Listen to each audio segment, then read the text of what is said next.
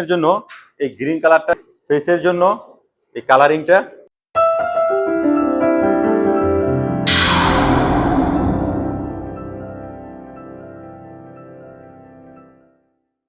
আসসালামু আলাইকুম, আশা করি সবাই ভালো আছেন।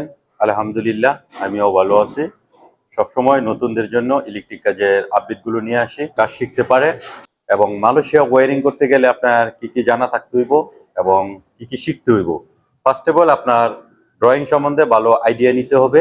একটা হাউস ওয়্যারিং করতে গেলে 3 সাইজ কেবল লাগে।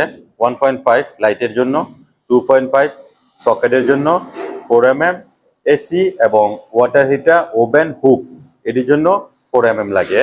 এখানে এই যে প্র্যাকটিক্যাল ভাবে তার টানতেছি আমরা, এই কাটার দিয়ে তার কাটতে গেলে একদম সহজ। এটা 4mm, এই যে আমি দেখাই। এটা যদি আবার এমনি বের করতে চান, এটার মাথা এই যে এভাবে বের করতে পারবেন। অনেক সুন্দর এই কাটার গুলো, চায় না।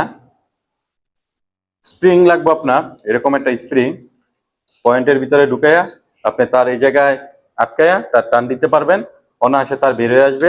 এই স্প্রিং গুলো ভালো। এটা হলো ডিবির পজিশন। এই ডিবির মধ্যে এখন 4mm তার টানা হইতেছে, 1.5 এখনো টানা হয় নাই। এই ডিবির জন্য আপনি সবসময় বাংলাদেশে ইউজ করবেন মিটারের থেকে যে তারটা আসবে সর্বনিম্ন 6mm। কারণ কি, যদি আপনার একটা এসি থাকে আর লাইটিং থাকে তাহলে আপনি 6mm দেওয়া চলবে। 37 থেকে 48 পর্যন্ত লোড নিতে পারবে। এখন যদি আপনি মনে করেন যে 2টা এসি কিংবা 3টা এসি, ওয়াটার হিটার আরো বেশি লাগে, তাহলে সর্বনিম্ন 10, এই 10mm এর কেবলটা আপনি ইউজ করবেন। মিটার থেকে ডিবি পর্যন্ত আসবে।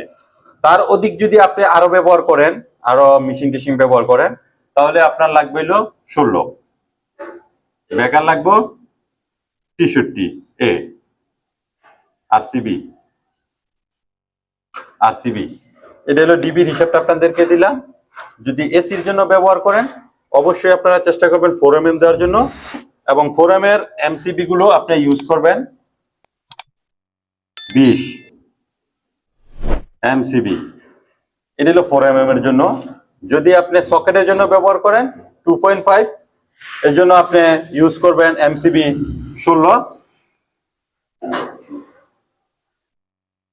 যদি আপনি 1.5 এর জন্য ব্যবহার করেন, লাইটিং এবং কি ফ্যান, এই জন্য আপনার লাগবে 10। বাংলাদেশে 10 দেয় না, 6 দেয়, 6 চলে, কিন্তু আপনি 10 দিবেন।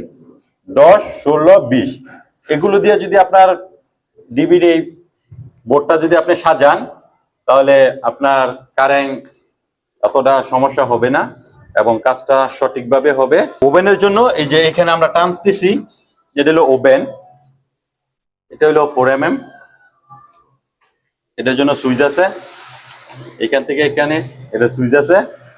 এই পয়েন্টগুলো কিভাবে দিতে হয়, কেমনে দিতে হয়, এই বিষয়গুলো ভালোভাবে আপনি ড্রয়িং থেকে শিখবেন এবং কি জানার চেষ্টা করবেন। মালয়েশিয়া যদি অন্তত আপনি কাজ করতে চান, বাংলাদেশের কাজ আর মালয়েশিয়ার কাজ একটু ডিফারেন্স আছে। মালয়েশিয়া সবসময় আর্থিং অবশ্যই ব্যবহার করে।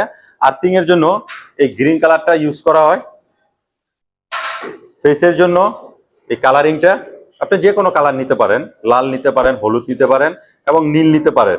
নিউট্রালের জন্য আপনার কালোটা, এটা সবসময় নিউট্রাল। 3টা তারে এই একটা সেট।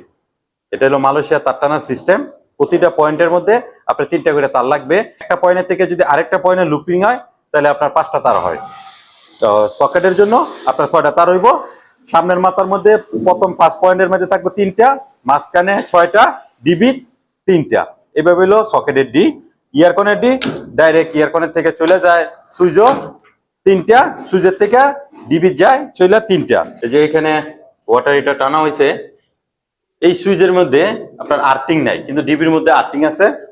এটি হলো লাইটিং এর জন্য 1.5, এটা হলো 4mm। আপনি তারগুলো ইউজ করবেন, 2টা বেডরুম হয় কিংবা 3টা বেডরুম হয়। 3টা বেডরুমের জন্য এসি ইউজ করেন, অবশ্যই আপনার সম্পূর্ণটাই 4mm লাগবে। এবং সকেট যদি আপনি ইউজ করেন 2.5, এটি আপনি ইউজ করবেন। লাইটিং এর জন্য 1.5। মিটারের থেকে যে লাইনটা আসবে, যেহেতু পল্লীবিদ্যুতের লোকেরা গাছের থেকে মিটার পর্যন্ত দেওয়া যায়, মিটারের থেকে আপনার রুমের যে প্রবেশ করবে লাইনটা, চেষ্টা করবেন যে 10 mm দেওয়ার জন্য 10 mm সবচেয়ে বেটার, এবং লাস্ট ফিনিশিং আপনি 6 mm দিবেন। উপরে যদি আপনি দিতে পারেন তো আরো ভালো। আর্থিং দেওয়ার অবশ্যই চেষ্টা করবেন। বাংলাদেশে যেহেতু 2 তারে কাজ করে, 2 তারের কাজ করাবেন না। আর্থিং থাকলে আপনার বাচ্চা হোক যাই হোক, যদি পকেটের মধ্যে হাত দেয় ট্রিপ করবে আপনার ডিবিটা।